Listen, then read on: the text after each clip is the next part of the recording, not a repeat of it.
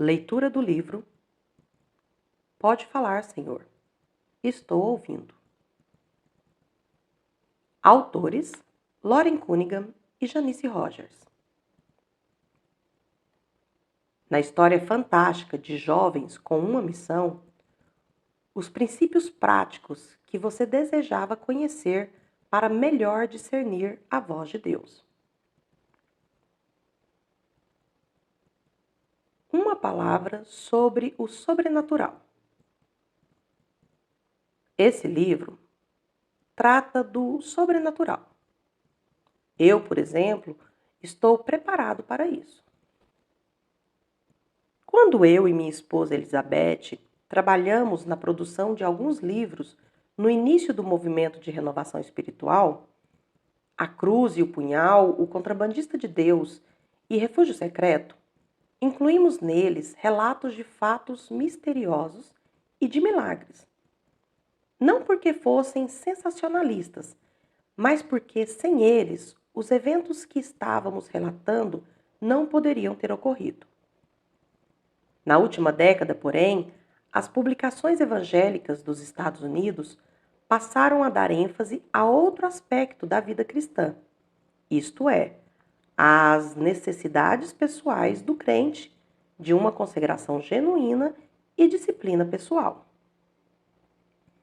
Mas o pêndulo já está voltando de novo, como sempre volta, e passou a oscilar entre as duas realidades espirituais, a da iniciativa divina e a da nossa responsabilidade. O presente livro, de autoria de Lauren Cunningham, acha-se repleto de maravilhosas evidências da operação soberana de Deus em nossa vida hoje. E as experiências dele são tão inexplicáveis em termos humanos que eu, ele e Janice Rogers, coautora do livro, tomamos uma decisão. Reexaminamos todo o manuscrito e retiramos todos os casos de orientação sobrenatural de Deus que não pudessem ser comprovados com 2 ou 3 testemunhas, que é o padrão bíblico para se atestar a veracidade de qualquer afirmativa.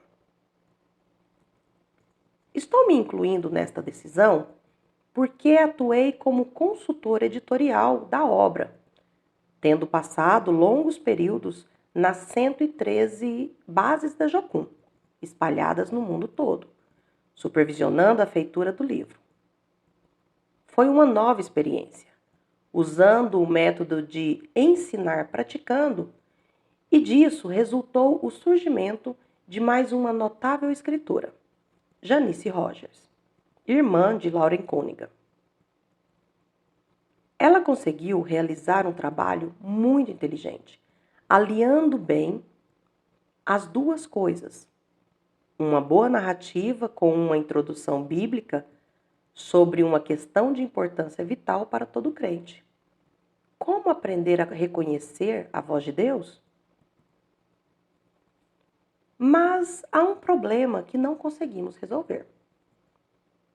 Havia muitas narrativas maravilhosas, algumas das quais eram muito apreciadas pelo grupo da Jocum. Havia muitas pessoas que pareciam essenciais à narrativa e muitos mestres que não poderiam ser deixados fora do livro. Afinal, eu interferi no problema, sendo a pessoa mais desvinculada do grupo, e tomei uma decisão que talvez esteja fadada a tornar-se antipática. Como não podemos contar todas as histórias, pelo menos não em um livro como este, nem em uma dúzia dele, as que aqui vão são uma amostra representativa de toda a grande riqueza de bênçãos que poderiam ter sido incluídas, mas que apenas são vislumbradas aqui.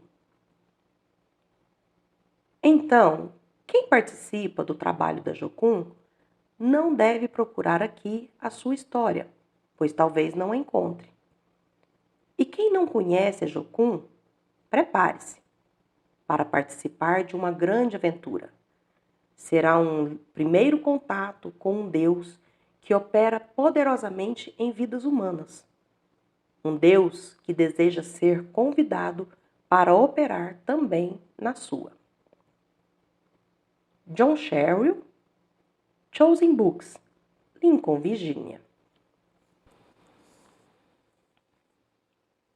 Capítulo 1. Nem tudo que reluz. Subi os degraus de mármore da entrada da casa de tia Sandra, em Palm Beach, às margens do Lago Hort, que ela havia comprado de uma pessoa da família Vanderbilt. O jardim, com suas folhagens tropicais, estava iluminado por holofotes que clareavam a noite e por um clarão dourado proveniente das altas janelas da casa. Toquei a campainha junto à grande porta de entrada e Hawkins, frio e formal como sempre, abriu-a e introduziu-me no saguão de mármore, decorado com estatuetas e vasos gregos. Boa noite, jovem Loren, disse. Hawkins ainda me chamava de jovem Loren, embora eu já estivesse com 26 anos. A senhora Sandra irá encontrá-lo na biblioteca. Obrigado, Hawkins. Está com ótima aparência. Hawkins inclinou-se levemente, conduziu-me à biblioteca e em seguida foi procurar minha tia. Dentre os 20 aposentos da residência de inverno de tia Sandra, o que eu mais gostava era a biblioteca, com seu tapete persa, suas estantes de livros que iam do assoalho ao teto, com sua decoração em tons de verde e marrom suave. Mas você nunca irá encaixar-se aqui, murmurei para mim mesmo, vendo minha imagem momentaneamente refletida num espelho atrás de uma das poltronas. A iluminação do aposento, incidindo sobre meu rosto, ainda deixava ver as manchas leves das cicatrizes das espinhas que me haviam ficado como lembrança da adolescência, da qual recentemente saíra. Se tivesse vindo morar com tia Sandra, como ela desejara, teria me tratado com um bom dermatólogo. Meu cabelo castanho escuro, ondulado, não tinha aquela descoloração própria dos banhistas de Palm Beach. Era magro e alto, a figura que estava na moda, como também o era tia Sandra, mas não pelas mesmas razões. O fato é que eu não comera muito na viagem que acabara de fazer pelo mundo. Meus olhos caíram sobre um enorme globo iluminado que estava ao lado da poltrona do tio George, a sua poltrona de couro negro. Por uma fração de segundo, vislumbrei de novo a estranha visão que me perseguia havia 6 anos. Eu via milhares e milhares de jovens como eu, missionários ainda adolescentes, caminhando pelas terras de todos os continentes do mundo. A visão era fascinante. Que atrevimento era aquele de pensar que aquilo era uma ordem de Deus? Muitas pessoas têm visões. Será que aquela minha visão era um daqueles eventos especiais que dão origem a uma grande obra para Deus? Se eu tentasse sugerir isso para a sensível tia Sandra, sabia que seria uma ameaça para ela. Tia Sandra entrou no aposento, seguida de seu cão Gale. Bem-vindo, querido, disse ela, parecendo deslizar sobre o tapete persa, sua graça e elegância contrastando com o boxer que saltou para mim. Tia Sandra e meu pai tinham sido criados no mesmo lar, o lar pobre de um pregador itinerante. De todas as palavras que poderiam descrever a infância deles, elegante não era uma. Estou muito contente de vê-lo aqui. George deve chegar mais tarde. Eu sabia que àquela hora tio George ainda estava em seu clube. George Meehan fizera fortuna com a indústria têxtil havia alguns anos e depois entrara num ritmo de vida que circulava entre o lago Placid no verão, Palm Beach no inverno e na cidade de Providence, Rhode Island, nas primaveras e outonos. A imagem mais vívida que eu tinha dele era de seu treino de golfe na mansão de verão, quando atirava no lago dezenas e dezenas de bolas. Assim era o tio George. Lauren, ia dizendo tia Sandra, sei que você deve estar exausto, mas primeiro que tal um lanchezinho antes de dormir? Meu gosto pelas guloseimas preparadas por sua cozinheira já era um proverbial. Uma empregada trouxe o lanche e, enquanto eu comia e tia Sandra lambiscava, falei-lhe da minha viagem de estudos que fizera pelo mundo. Eu estivera tentando entender o sentido daquela estranha visão de jovens missionários. Mas tia Sandra não se mostrava muito interessada. Na infância, ela ficara muito desgostosa com o cristianismo. E por isso, queria deixar essas coisas de lado. Escutou minha explanação com um ar meio distraído e, quando fiz uma pausa, imediatamente interveio. Acho ótimo por você, Lauren, disse já de pé. Os jovens, às vezes, precisam falar dessas coisas para tirá-las da cabeça. E nós temos muito que conversar. Mas você fez uma viagem muito longa. Podemos continuar amanhã de manhã. Subindo para o amplo dormitório que passara a ser meu, pensei que sabia muito bem o que tia Sandra queria falar. Era de uma oferta generosa que tio George iria fazer-me. Por mais estranho que pareça, eu não estava entusiasmado com aquilo. Enfiei-me entre os lençóis de seda que atenciosamente haviam sido preparados para mim e fiquei ali pensando, preocupado, enquanto as sombras azuladas da lua moviam-se pelo quarto. No dia seguinte, teria de dizer à minha tia que Deus havia falado comigo. Coloquei os braços atrás da cabeça e fiquei a olhar para o teto escuro. Como se pode dizer a uma pessoa que já tem amargura contra esse tipo de coisa que a gente ouviu a voz de Deus? Antes de tentar falar-lhe, era melhor que eu encarasse com toda sinceridade essa questão da orientação divina, inclusive nos aspectos que desgostavam tia Sandra. Essa questão de ouvir a voz de Deus, mais de uma vez, já tinha colocado minha família em situações de crise, a ponto de mudar tudo para nós. O pai de meu pai tinha uma lavanderia em Uvalde, Texas, um negócio bem lucrativo, e levava uma vida confortável. Certo dia, recebeu um chamado para pregar o evangelho, como ele mesmo dizia. Resolveu vender a lavanderia. Vou dizer-lhe uma coisa, falou um irmão dele. Você está louco. Eu estaria louco se ouvisse a voz de Deus e não a atendesse, replicou meu avô. E o que aconteceu depois foi uma coisa que sempre me intrigou. A princípio, vovô obedeceu ao chamado de Deus apenas parcialmente. Ia de cidade em cidade, pegando serviços aqui e acolá. E nos fins de semana, pregava o evangelho.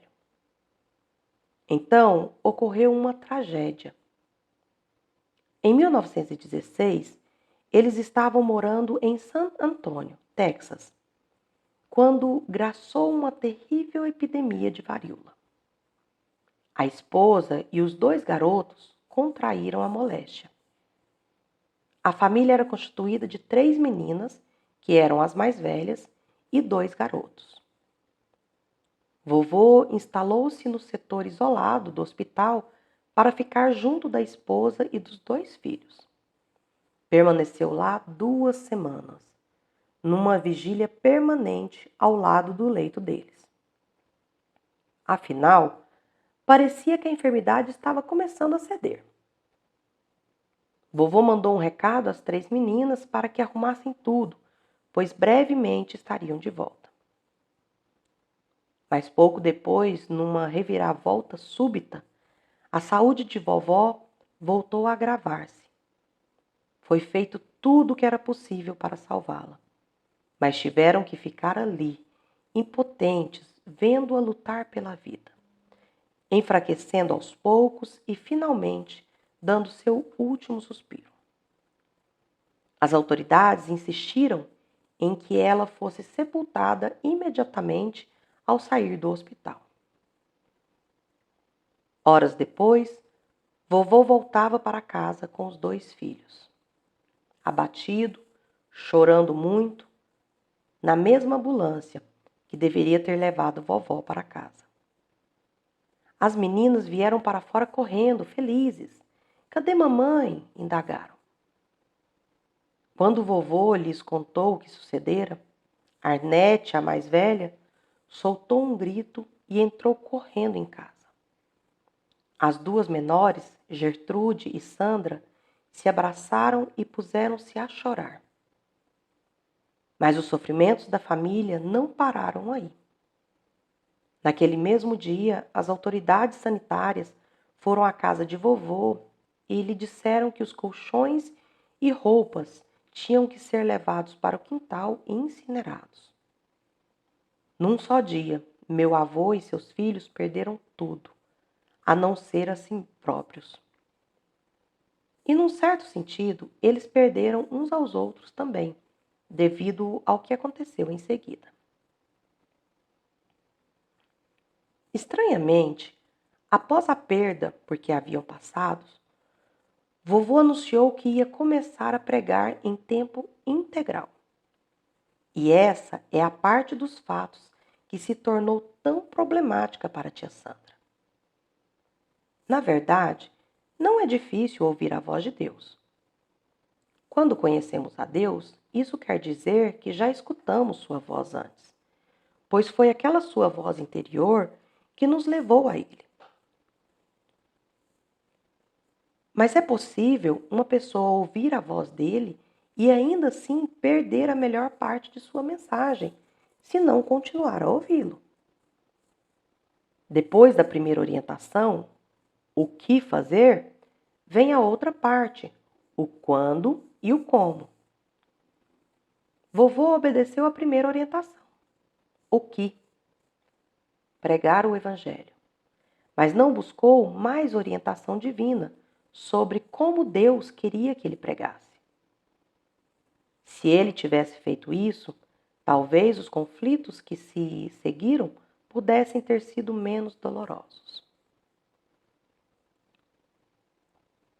Vovô entendeu que ele deveria ser um pregador itinerante. E como não poderia levar consigo os 5 filhos, distribuiu-os em diversos lares. No início com parentes, mas depois em casas de fazendeiros que os acolhiam em troca de serviços que pudessem prestar.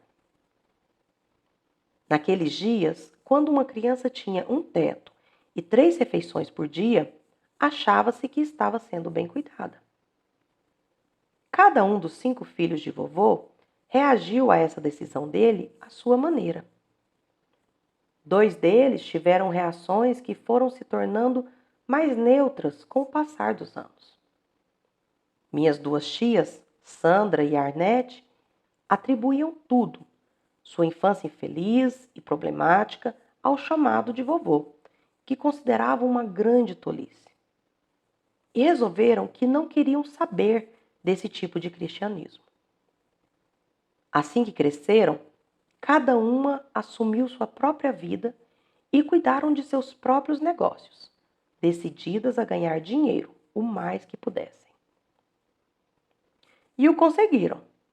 Arnete ficou rica, mas tia Sandra teve mais sucesso ainda e eventualmente veio a possuir 3 mansões. E quanto ao meu pai, Tom, o mais velho dos 2 filhos? Por incrível que pareça, após uma infância penosa, quando vivera em 9 lares, ele nunca se revoltou com vovô por ter atendido ao chamado de Deus para ser pregador. E, aliás, quando estava com 17 anos, ele próprio sentiu uma chamada para pregar o Evangelho. Passou então a viajar com vovô, realizando cultos de avivamento por todo o sudoeste dos Estados Unidos. Logo depois dessa decisão, ele recebeu uma proposta tentadora, como muitas vezes acontece. Veio numa carta de sua irmã mais velha, Arnette, uma das poucas cartas que ela lhe escreveu, e que na época estava morando em Miami. Ele abriu o envelope e retirou uma folha com a letra angulosa de Arnette.